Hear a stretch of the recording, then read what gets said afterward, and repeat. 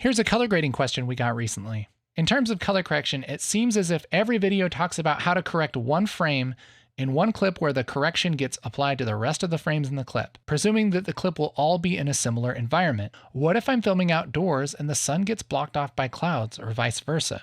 How do I go about color correcting from that sense? Do I simply snip up my footage and correct each section? This is a great question. So let's say we have a piece of footage with kind of changing lighting. This could be the sun going down or going behind a cloud. This can be going from indoors to outdoors, whatever it is. But here's an example I could find. We're going back through a tunnel, and then as we come out of the tunnel, it's a little bit darker, a little bit different kind of lighting here. Well, if we do a color grade inside of this tunnel, let's say, and we really like it and it looks great, then when we go outside, everything looks a little different and we might not like it as much. Well, we can animate this color grade to change as the environment changes. So we could start here like this and do a color grade in our first node. We'll call this inside.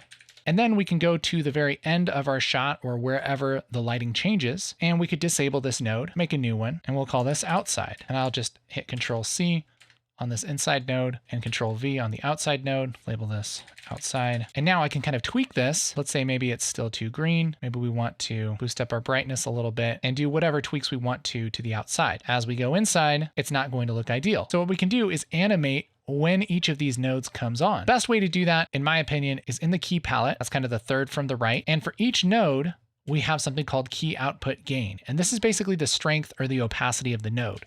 So as I take this down, it turns off that color correction. So we can animate this over time to kind of switch in between our grades. So I can go to our keyframes palette by clicking these little diamonds here. And what I want to do is click on this diamond right here, which is our automatic keyframing diamond for each of these nodes. So for the outside node, I'm going to move to where I want this fully on, which I'd say right about there. And we'll take our color corrector to turn on our automatic keyframing. And I'm just going to take this gain and just wiggle it a little bit.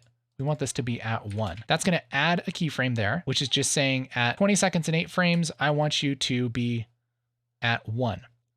Now we can take this back to here, and I want this gain to be at 0. I want this node to be completely off by then, and then it kind of fades in as we go outside. I'll disable that, and we'll turn on our automatic keyframing for corrector 1, and I'll zoom in on our keyframes here, and we're going to do basically the opposite on these same frames with this corrector as we do on the other one. So at the end here, our key output gain for node 2 is at 1. For node 1, we want that at 0. Go back to the beginning here to this one. And to start out with, we want this gain to be at 1. So now what we're doing is we have our first color grade, which we like inside.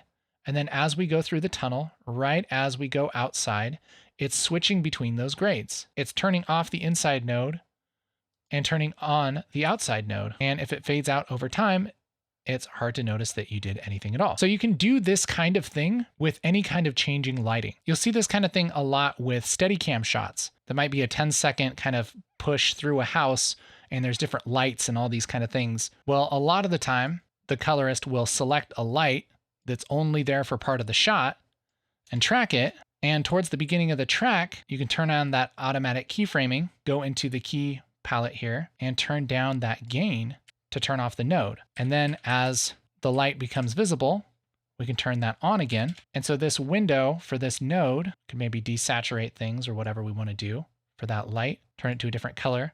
That's not messing with the rest of the shot. It's just adjusting what we want when it happens. This little trick is super helpful. Pretty much you can just click on this automatic keyframing thing and then touch whatever you want to animate down here in the color palettes, and it will animate it over time here in the keyframes palette. Super helpful. So that's kind of the fancy way to do it. Hold up. Quick reminder. Did you know that ResolveCon 2022 is coming up October 1st and 2nd? We're going to have live Resolve teaching, discussion panels, and a ton of giveaways. It's the Resolve learning event of the year, and it's absolutely free. All you have to do is register using the link in the description below.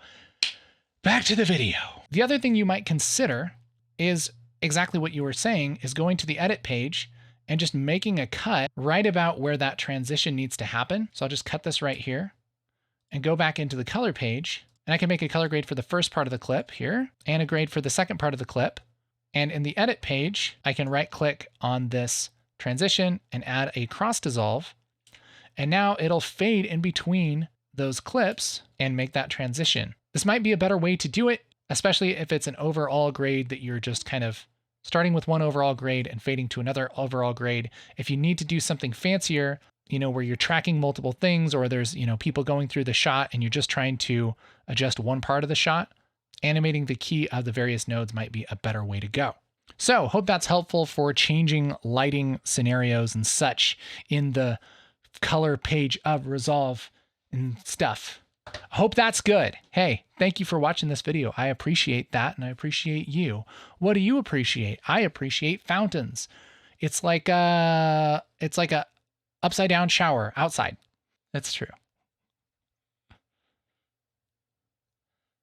Fountains.